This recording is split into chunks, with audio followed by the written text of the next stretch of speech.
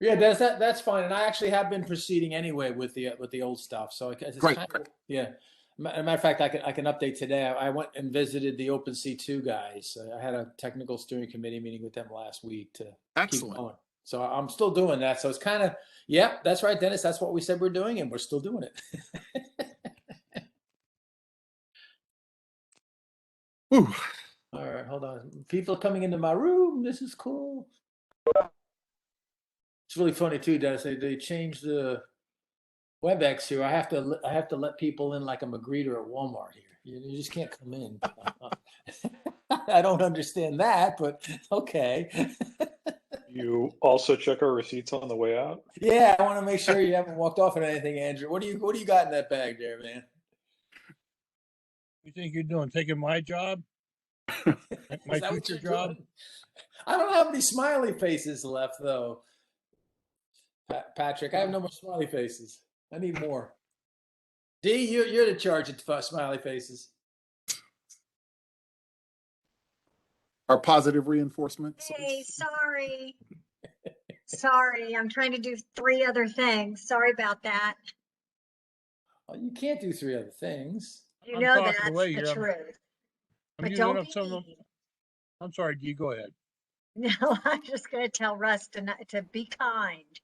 Oh, that's right. I'm always So- kind. What are you talking What I Kind. said is, I said we have at least 3 graybeards on the call, as I can see from the pictures, and Andrew's got the name of beard. So, D, I think you're going to need to get yourself some prosthetic. Yeah, You know. how about all the gray on my head? Russ can attest to that. Yeah, that's right. Yeah, and Andrew's got quite a beard. It's not gray though. Right. Nope. Not gray. Who let these kids on the call? Yes.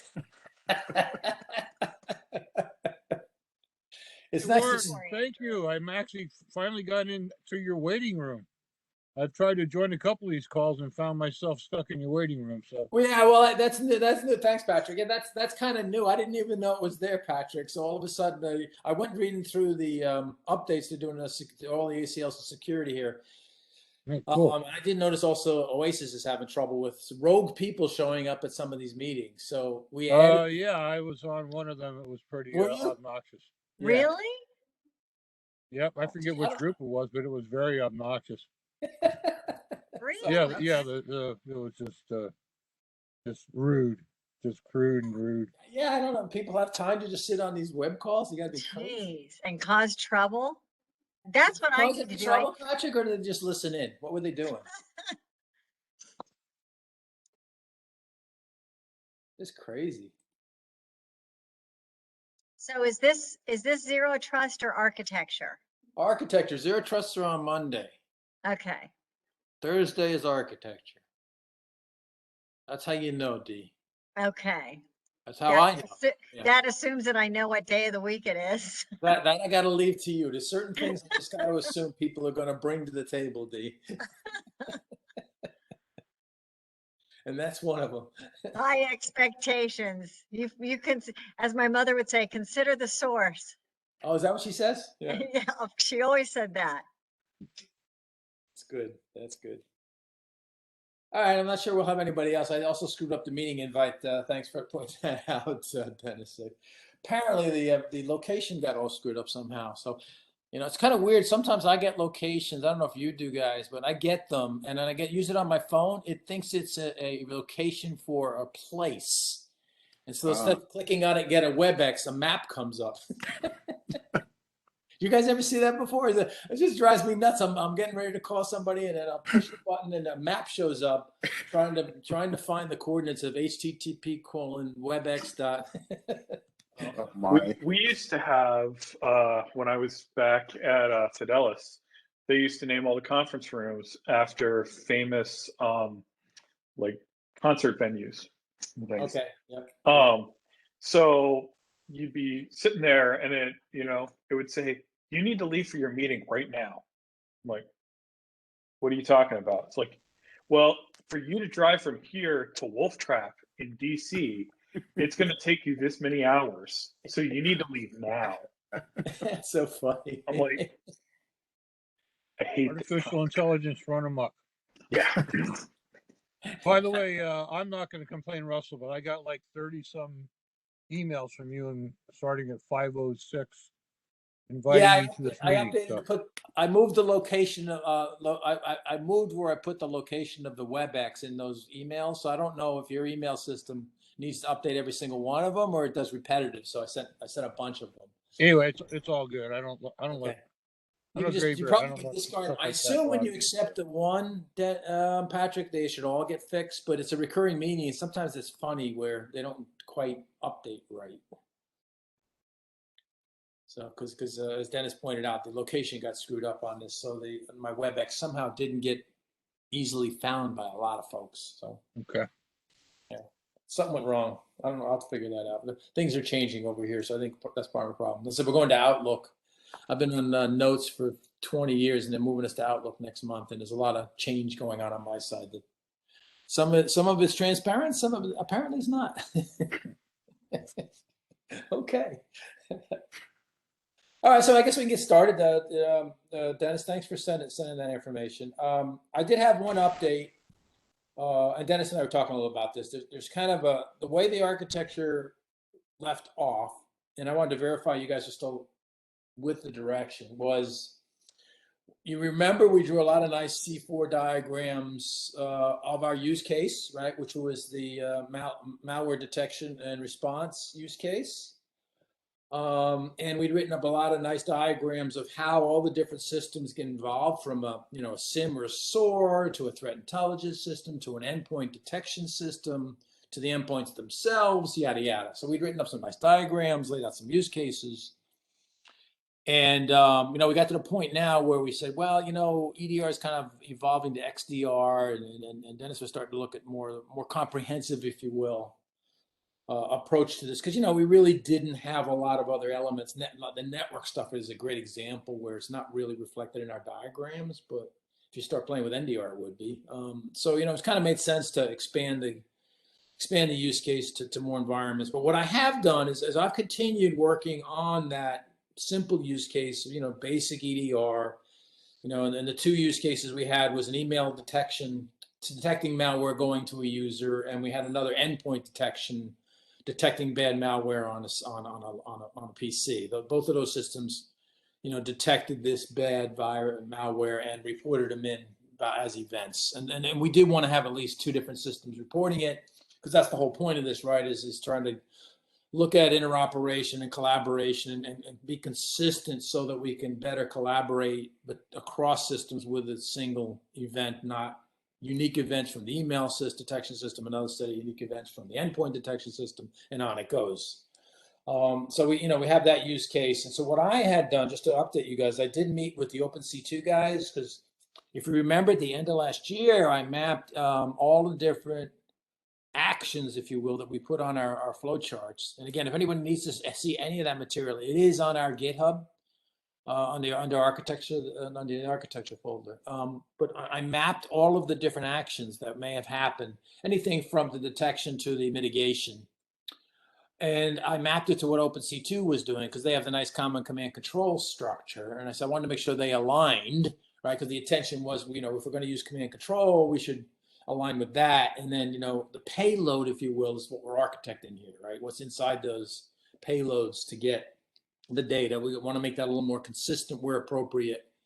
As with network traffic, not every single field will be consistent. Not every single field needs to be consistent, but there should be some commonality, across the different things that report that you've got a malware detected, right? So that's the objective, all right? So I did go to the OpenC2 guys, and we did map and see, hey, we had some gaps in what they had produced.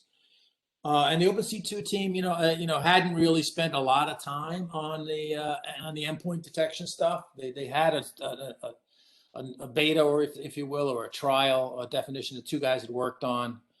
And they actually appreciated us coming along, because we were bringing some use cases in. So what I did is I met with the technical committee 2 weeks ago, and we went through the use cases. I had three different personas in there. One was a SIM operator, one was a SOAR admin, and the third one was a threat detector, I think. So I had three different use cases, and I mapped to them, the kinds of things that they do that would result in actions Most of it could be context queries, which was part of what we were missing on OpenC2. They didn't have a query function, although they knew they needed it. So, we gave them some nice use cases. Or there may be, again, some detection or isolation processes that we want to do that they didn't have in their matrix. So I mapped to what their existing matrix was in terms of the commands and the attributes. And I said, here's places where we'd like to add. Here's the 3 different use cases.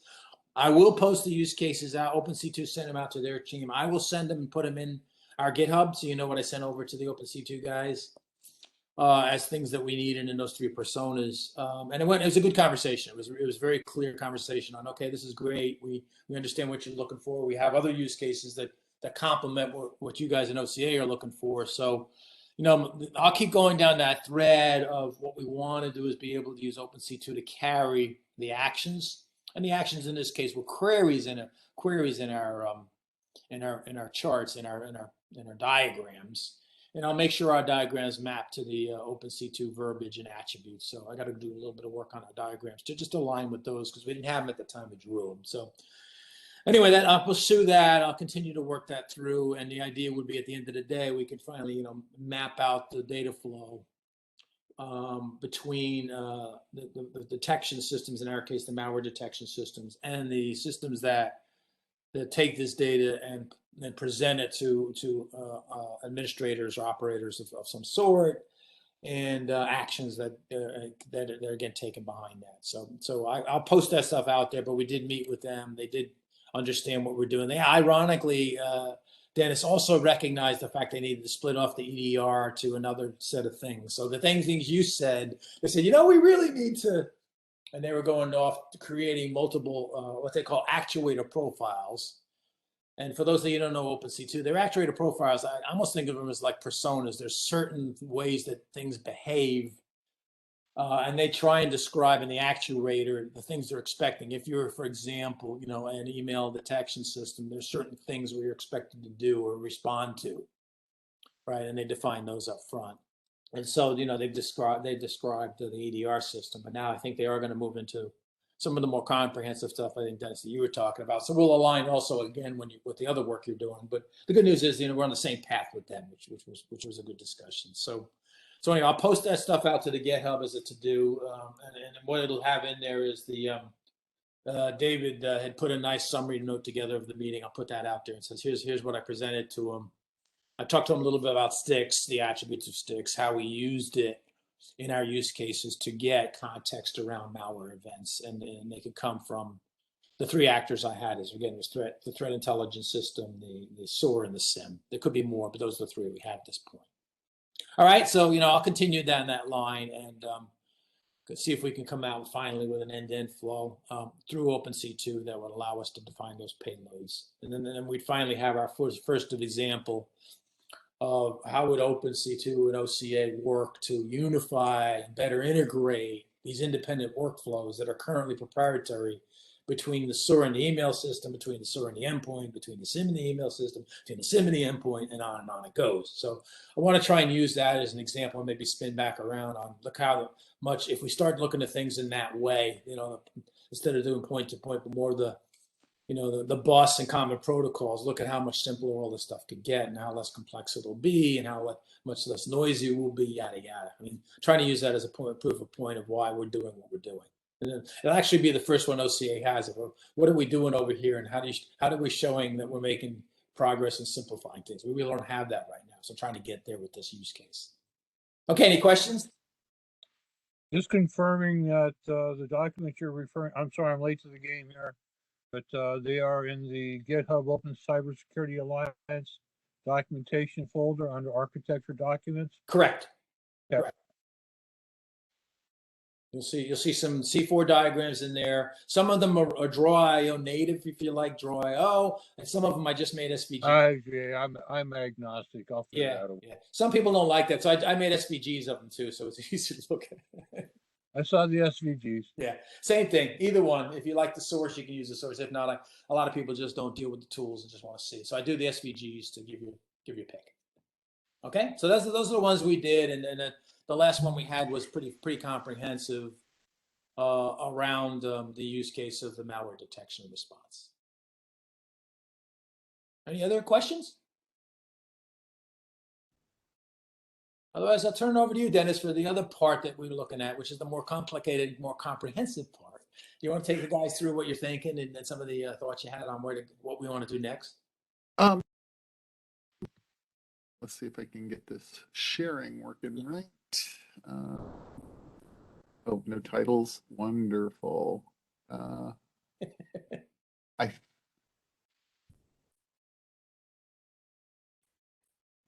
fan out. Let's see if this is the correct one. What do you see when I do that? I'll let you know. Your PowerPoint, two PowerPoints, a zero trust one on the left and the EDR on the right. Oh, so it's done A whole lot of multiple. gray in the background. Yeah, it's done multiple. Let's see if I can find a window that will let me share just exactly one of them rather than the set of Yeah, you five. should be able to share a window. Yeah, yeah.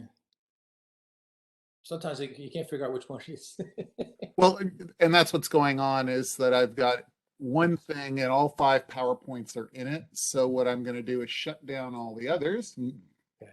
Maybe that will let it constrain its I'll just focus. go full screen with the one you want to show us, and it'll wipe out the others. Sometimes if you hit the slide button, it'll, Yeah, full screen. Yep, that'll do it. Yeah, down the bottom, there's a little slide button you can hit. What did that do to you? Is that okay? Or So Just now read we just see the EDR one. We see this, the slides on the left and Yeah. and one in the middle. Yep. okay, perfect. And then I can reading view that one. So as of the last update I had done before the end of the year, this is a slight restatement of what I thought we should do as sort of going forward in order not to bottleneck and slow down the lower hanging fruit of the things that we can do and do pretty quickly without modifying the existing use cases in any substantial way. I thought we might proceed with that. Russ, that's what you're indicating, I think, moving forward on now, and look at a plan that might consider where integration points are for a second effort that we run in parallel. I'll be delighted to lead or co-lead this one, aimed at capturing more of what EDR does and XDR does and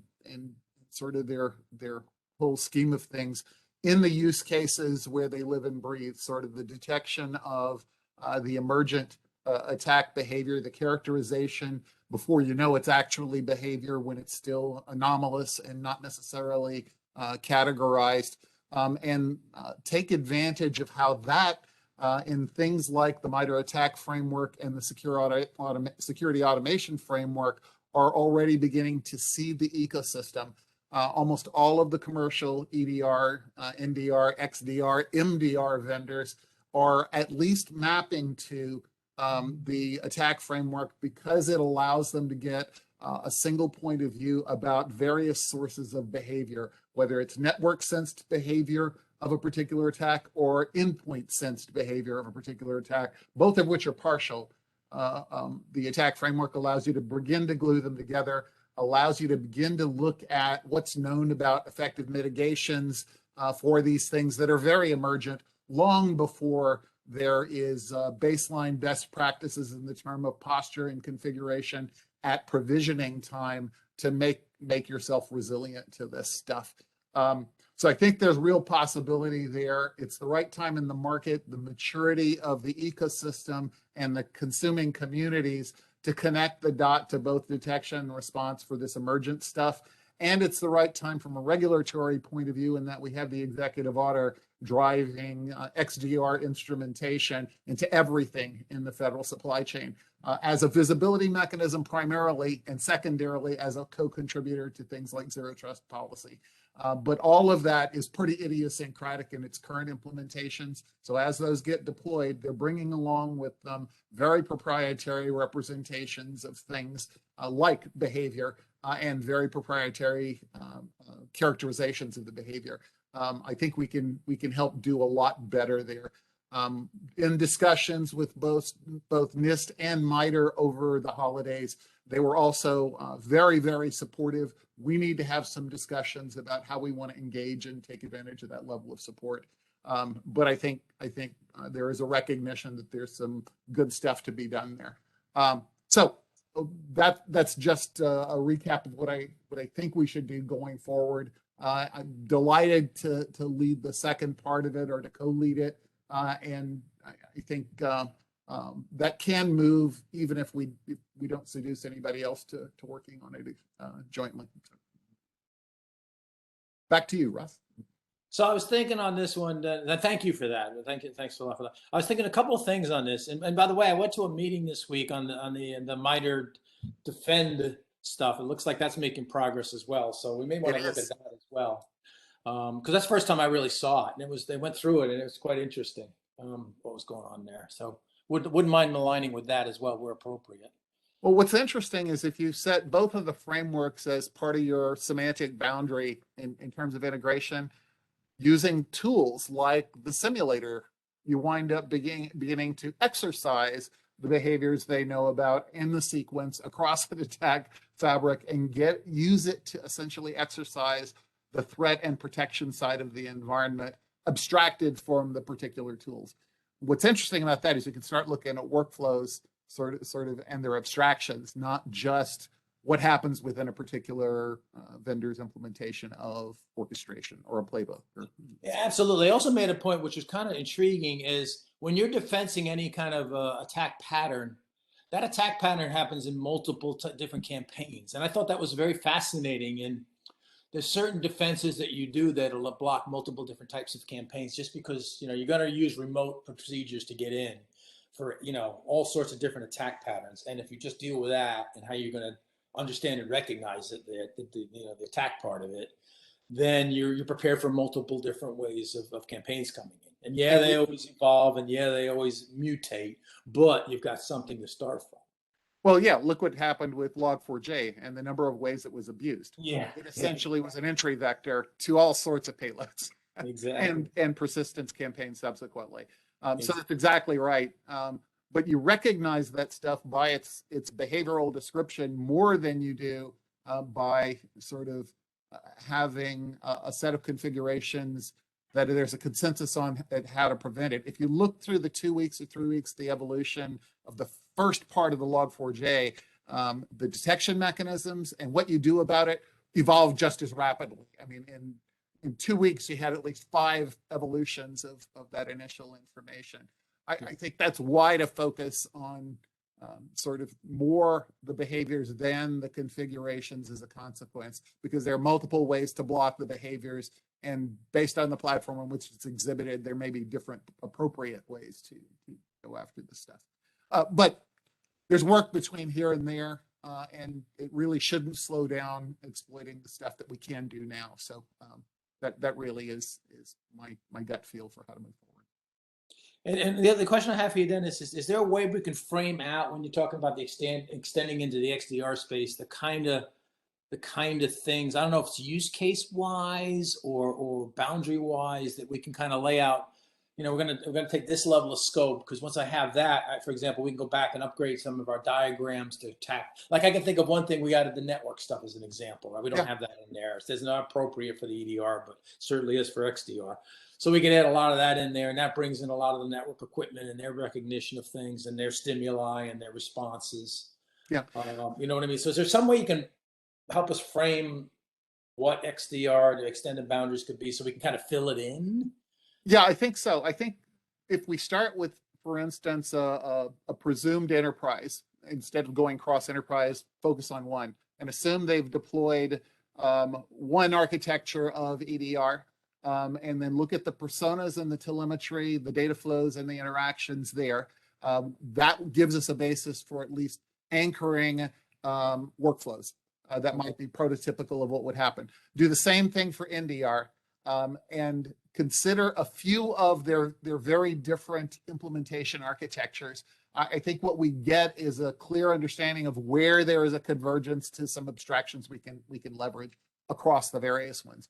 The only place this is counterintuitive is there's not a clean, leverageable high ground at the telemetry agent versus the controller perspective, if you will. Yeah. between those two is so proprietary and so idiosyncratic that it's not the right place to do it. But there are other places that are very leverageable in that sense. And I think Exactly. that's where the attack framework is sort of helping to normalize, because everybody had to map to it. They're all creating the right place to exploit that mapping. The same thing is true at the user side of the fence. There are roles in organizations that need to do specific stuff. That's another normalization point. And very often it might be talking to a cloud anchored service or an on-prem service. And we just need that flexibility of sort of decoupling the telemetry and the control. If we do that, I think we can get to what you're describing in terms of the actors, in terms of the stuff that they're interacting with, and in terms of the use cases, and probably even sort of usage scenarios. Yeah, great. Now that sounds good, because I think the one thing that would help us get started is to identify some of the either the network elements, or as you said, the controllers. There's both, right? Of things that are going to get or participate in this discussion of EDR, XDR, and then we can then use that as our, okay, given those things, what do they do to help detect and or respond to the particular Yeah, threat. and it gets right to the other utilization of the attack framework. One attack is smeared across multiple telemetry points that are both distributed and dynamic in those environments. And so it really does decouple from what might have been instinctually the other side of the fence. Asset identifiers are less the case, and attacks being more defined by the behaviors rather than the points with which they're interacting, like reconnaissance, lateral movement, the attack behaviors themselves. Those are easier to express from an attack-centric point of view, or a defender-centric point of view, rather than the plumbing. Right, right. And I'm curious, and maybe Patrick, you can help me on this question, because you're my network expert. As we evolve to XDR in the networking world, did you guys have to do anything different? Did you modify your flows at all for dealing with XDR? You already have partnerships with all of these endpoint vendors and SOARs and SIMs anyways. What changed, if anything, when XDR showed up for you guys sitting in the network threat detection? Yeah, so I probably should do a very quick sort of introduction. I'm coming originally out of the defense industry. I'm a network engineer. Spent many years in that, and then I spent 10 years in the trenches, 2002 to 2012. Working for L3 Communications in all of its forms, Lockheed Martin, Martin Marietta, GE, L3 Communications. So I spent 10 years playing whack-a-mole with the Chinese. I was the director of enterprise network and security, so I was responsible for network infrastructure, security infrastructure, email, DNS, all that stuff. And I also led our CSIRT team. So I was responsible for all the any antivirus kind of noise stuff. That was all this noise, but what we called wildfire, which was confirmed active command and control with a confirmed nation state adversary. So that's when I came in with my team, and typically we brought Mandian in. I can say this. Makes sense. I didn't need, we were the poster child for many of their annual reports, whatever they called them. Those were our investigations. I left that world in 2012. I got tired of playing whack-a-mole. I went to a startup company that failed. I won't mention any names or any bad feelings. And then I went back to being the executive director for the Defense Security Information Chain, the DIB ISAC. And I went to a couple other startups, WAPAC Labs. So my focus has really been since 2010, this concept called utopia, which all these things we're talking about are part of. It's the automation of intelligence and the ability to go out in the use case that I built based on ArcSight and NetWitness. So with the scenario we took all the DIB framework indicators for 2 years or 3 years, and I plugged them into this Utopia framework. And what it did was it formed queries to go and ask ArcSight as well as NetWitness, have we seen anything matching these thousands of indicators, and then pull them back and put them into tickets, SharePoint at that point. Currently, right now, I was brought into AT&T. I went to work for Darklight for a while, working on these sort of the ontology inference modeling side of it, but essentially playbooks, trying to model what an analyst does in terms of any particular, whether it's any aspect of analyst. what analysts do, either in terms of being operational mitigation or being detection, research, writing reports, compliance, etc. I'm at AT&T. My lane is cyber threat intelligence, so I'm in charge of the team responsible for doing all of our cyber threat intelligence collection in terms of sources. So we've got over 100 sources: IBM X-Force, IBM ATP. I can go down the list. I can mention IBM and not have a conflict here. I have to be careful, I'm told, about saying which products we use in a public forum. Yeah. Um, but I am really focused on our MISP architecture as the current center point of our threat intelligence collection. Okay, I'm been very active in ontology development and STIX, TAXI. I am the grandfather of OpenCTI, just FYI. I mean, not OpenCTI. I mean, oh geez, OpenIOC. That's me. Okay. I'm responsible for that. That was one of my attempts to do this. So I'm really focused on trying to model the cyber battle space with rich contextual and temporal, the ability to model the adversaries, and something that no one ever talks about: intermediaries. Intermediaries are a role that are completely overlooked in every standard, in every conversation, and target. So it's those three pieces that are key, and intermediaries being one of them.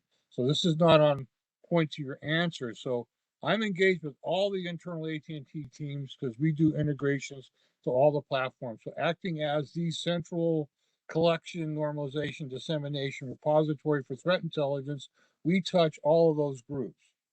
Okay, so our XOR group, our BAS group, our threat hunter, so I'm at the center of all those groups. So to answer your, the long way around getting to your question, I'm not actively in my role right now today at AT&T. I'm not actively engaged in that, other than working with those teams to figure out how we can provide threat intelligence, and then also working with them to bring instrumentation of what we're seeing in our networks back into our framework. So Maltego, OpenCTI, and MISP are the three core components that are in my wheelhouse right now today. But at the end of the day, I'm very interested, going back to my original reason for leaving the div and playing whack-a-mole. Like, hey guys, we got to have a better way of doing this. This is crazy. Yeah. I got to the point that I could, pay Mannion to, $2 million to write a report, to where I could actually write the reports, leave out a couple blanks. Executive X at company Y received either a link or a 0-day.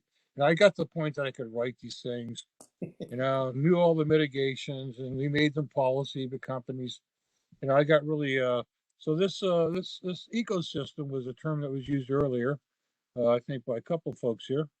Russ, you go by Russell, what do you prefer? Russ is fine. Yeah. Yeah. Russ, Yeah. okay. Yeah. No problem. Yeah. Okay. Well, thank you. Thanks for that real-time ecosystem. So being able to model the battle space and the adversaries, I have a theory that there's not a theory, it's a hypothesis, I guess, that there's a finite set of adversaries for any given organization or sector. So being in the DIB, we were really good at sharing. We had good trust relationships. It was built on personal trust. We would share the email headers that our executives were targeted with other defense companies. Now, some companies had to go through 3 weeks of legal, but in our case, for the most part, we were sharing that targeting information to where we could see a new campaign coming, and we knew collectively, they were going to hit this one, this one, this. We kind of knew the order. We knew from looking at the, like in case of email targeting, we could look at the target list capitalizations, whether they were old employees. So we could get intelligence by sharing that kind of information to instrument with high certainty the attribution, and got really good at detecting them. So we had a lot of custom YAR stuff that was running on our various mail gateways and stuff, to where we could catch 90% of the new 0-day attacks coming from China, specifically based on that. So to a point that someone was saying earlier, I think the playbooks and the cases is like in our case, we had a certain scenario for catching that stuff and quarantining it automatically. Yeah. We had high certainty that it was bad, so we had no issue policy-wise, throw it in the bucket. But every once in a while they got biased. Sure. Absolutely. They would get an email to 1,000 employees on 130 different business units, and it was off to the races. Yep. So there's sort of need to be different stages in these playbooks. But I'm getting way down on the weeds. But I'm very passionate about this concept of being able to go and ask the question. I have new threat intelligence here. Do I know about it already and I've already mitigated? Is there something new, some new piece of metadata? Is this being parroted by somebody parroting something else that somebody sent in? Or is this new intelligence? What's my rating on that source? To be able to sort of take this massive, unmanageable mess and turn it into actionable intelligence. So in terms of the objectives here, and obviously all these products have to interoperate, which was why Sticks was such an important element of that. And I'll leave it at that. The original objectives of the original founders of Sticks were to do that rich, multidimensional semantic modeling. We didn't quite get there, but we did get we got something. Yeah. It's definitely usable. Definitely useful. Yeah. We've been extending it. So yeah. It's not one ring to rule them all. It's another ring to be ruled, but it is, it is one ring. It's a help.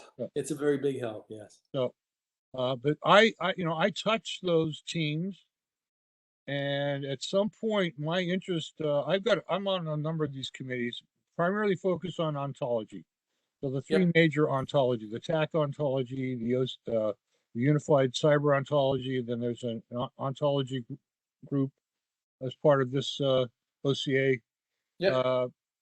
That's my primary focus. But at the end of the day, I'm hoping at some point to be able to act as an evangelist and facilitator of interoperability testing at scale of all these methodologies and technologies. That'd be great. Yeah. So I'm primarily here now to see what you folks have been up to. And, I can't necessarily pick up a shovel and dig any holes, but I can be a facilitator when things get to the point that we can actually operationally test these concepts. That makes sense? We're working on it. Yeah, that's Okay. great, Patrick. Thanks. Yeah, we're slowly working on it. And if you let me in your meeting rooms in the future, I'll be more. Well, I let you in today, Patrick. So I'm figuring it out. I didn't even know I had to be a greeter last time I did this, Patrick. So It's all good. It's all good. I'm It's getting all good. educated. I didn't know. It's like, what is It's this? all good.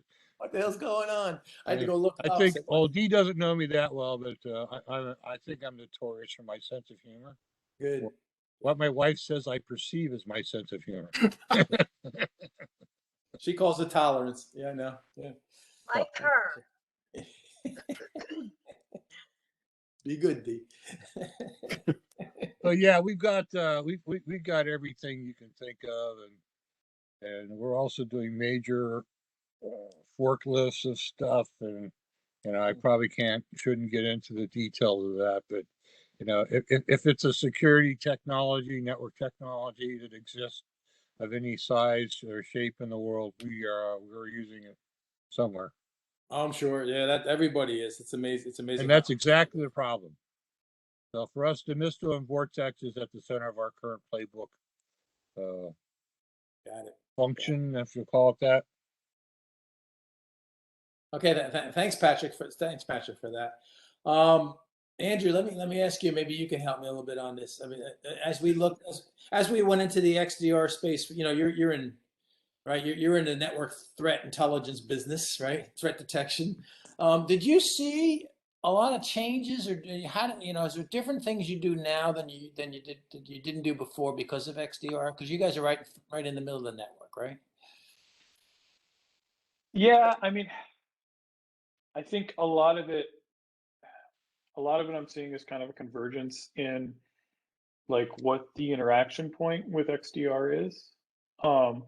Like what, I don't know, it just from an architecture point of view, and when I say architecture, I'm not talking like architecture from like threat landscape or anything. I'm just talking about, hey, I'm a guy who's dropping into an enterprise and I'm recommending a bunch of different products, and I'm trying to put all these little Lego blocks together to offer you a solution that doesn't get me fired, kind of thing. Um, I think a lot of the confusion around XDR is just like, all right, what is this thing? Where do I interact with it? Like, am I doing this through my SIM? Am I doing this through my, whatever? Everybody. I mean, I don't know. I've always worked for vendors. My view has always been that everybody wants to be the thing that people interact with, the single pane of glass, right? Everybody wants to be the web page that you pull up, and if somebody interacts with your product through somebody else's product, you've already lost, right? Like, if you're making a control, a firewall, whatever, and somebody interacts, well, it's like, well, I'm just going to go through my SIM and I'm never going to touch this thing. Then Palo Alto is pissed, so they want to sell you Panorama or whatever it is, and your SIM wants to suck in all your stuff. And now there's XDR, and the XDR people are saying, well, we're going to hook into your SIM, and we're going to be the interface you use, and we're going to provide all this stuff. And that's the new area that everybody seems to be running at now. That, like, okay, well, I want to be this. Holy crap! There's something that may upset the SIM or sit on top of the SIM. So now we got to be that thing. And I mean, to be totally honest, oh, this is recorded. I probably shouldn't say that. Yeah, that's right. It's recorded, so be careful. But I mean, do you just redirect? I mean, if these XDRs vendors come along, I mean, you send stuff to all the SIMs, right? You participate with SOARs. Do you just redirect what you send to a SIM to the XDR guy, or is there something? No, I think everybody wants to be the XDR now. Everybody wants to say, we're building XDR into our product, and we're now the thing that's sending stuff to the SIM. Okay. All right. And I don't know that I don't know if that's what you're looking.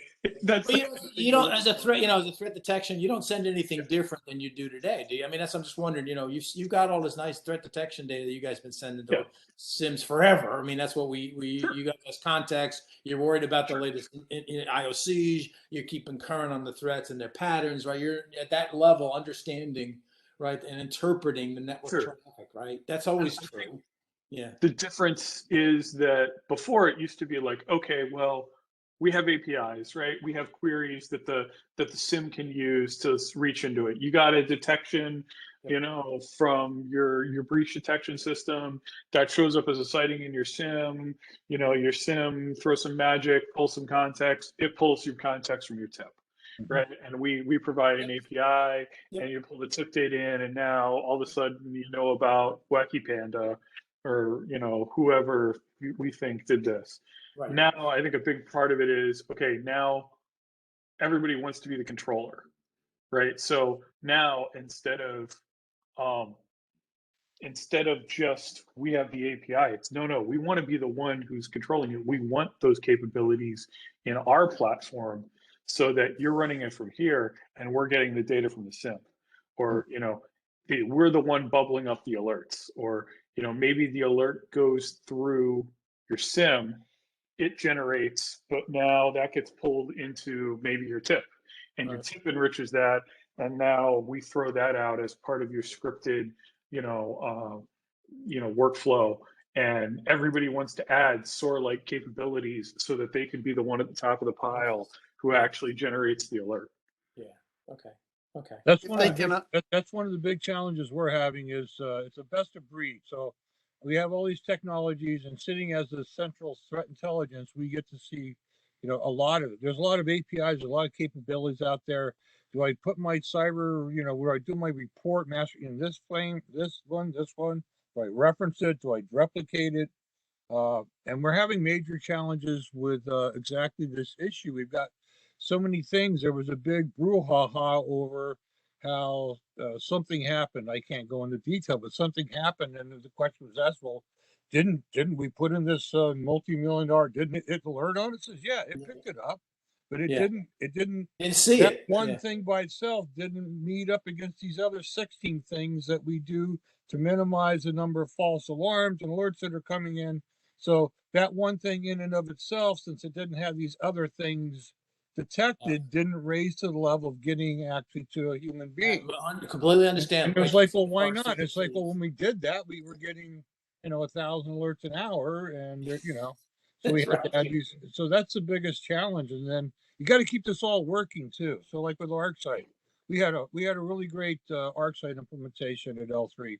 Unlimited budget except for hiring people. But anyway, it worked great. But there was all this modeling built on this concept, and I found out that we had two East Coast, West Coast enterprise hubs, and we figured out when something nasty happened that shouldn't have, that we weren't getting our checkpoint firewall logs for 6 months. Yeah, you didn't know. From the West Coast, for 6 months there were no log events It's going only a on, firewall. and nobody What's it gonna tell you? detected it. So it's not that the stuff won't find it, but then operationally, so it's complicated. Yeah, that's But, right. but That's right. again, the highlighting point is, it's a big challenge. Best of breed. What's the best of breed place, to do a certain function? Where do you consolidate to? Who is the one ring to rule them all, right? Because every vendor wants to be that one ring. And that's fine. I mean, in the context of what we're working on here, to be quite honest with you, we don't really care, right? We're just trying to broker the information consistently from those that can see something to those that want to do something about it. I don't even care who they are, right? So the whole concept here is just getting that stuff on the bus that says if you have a signal that should be, Okay. raised to attention, put the signal on the bus. That's all we want to do, right? And so that's Okay. what I'm trying to get from the XDR angle is there are new signals coming in. I'm not hearing any, which is fine. I do see, XDR to me was taking a bunch of signals and correlating them. Got it. Okay. Understood. I don't care where you do that, to be quite honest with you. And I don't think this group cares where it goes, but we do want to have an understanding of, in order for us to correlate, and I'm seeing those use cases in zero trust, but a lot of those correlate.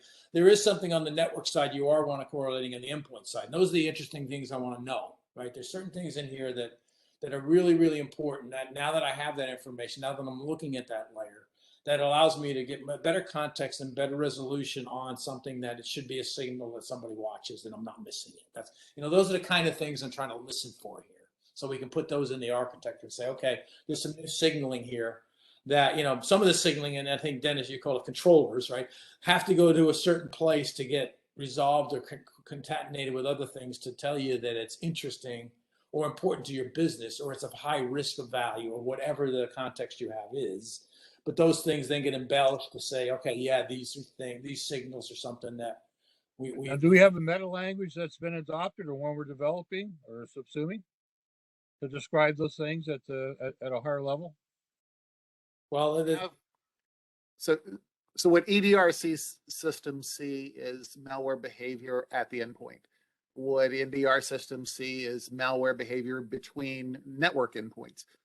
Those aren't one-to-one correlated because of multi-homing, because of dynamics, because of all sorts of things. Because of that, everybody wants to own that nexus so that they can surface more comprehensive view of malware behavior across endpoints and within endpoints to get one more resilient, more coherent understanding of the connectedness of that behavior from end to end. Exactly. The attack framework gives us an ability to start talking about TTPs, whether they're network or endpoint, in connected sort of constellations that are representative of that longitudinal behavior.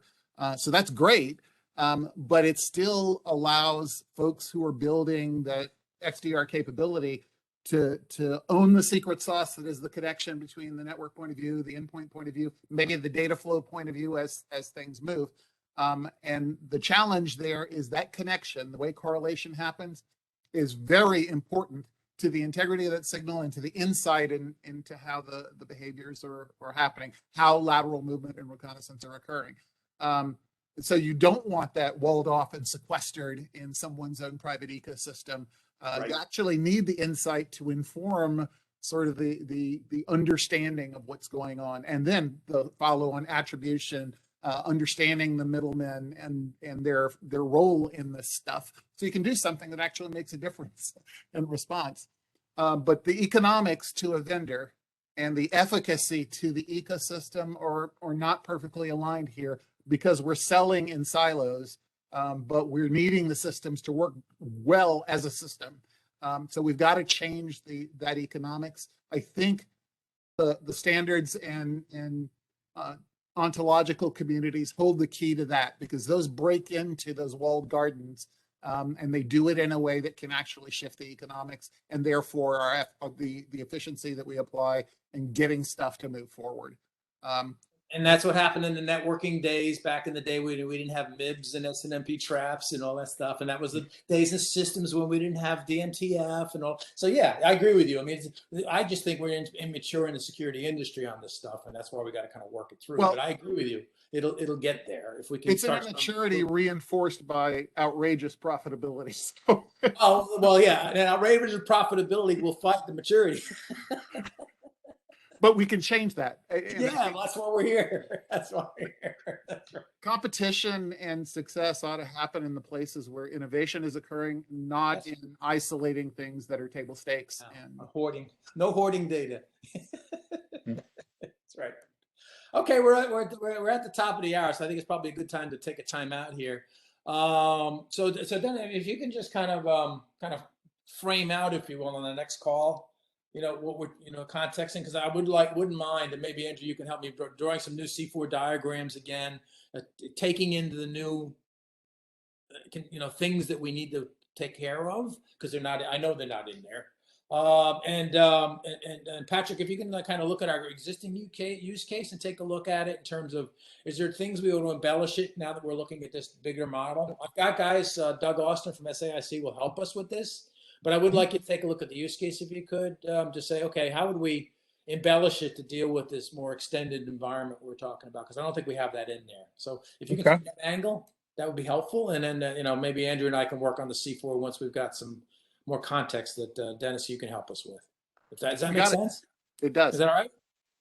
Okay. I'm good. Gentlemen, thank you very much for letting me participate. Oh, no, thanks for playing. Yeah. Nice to meet you all.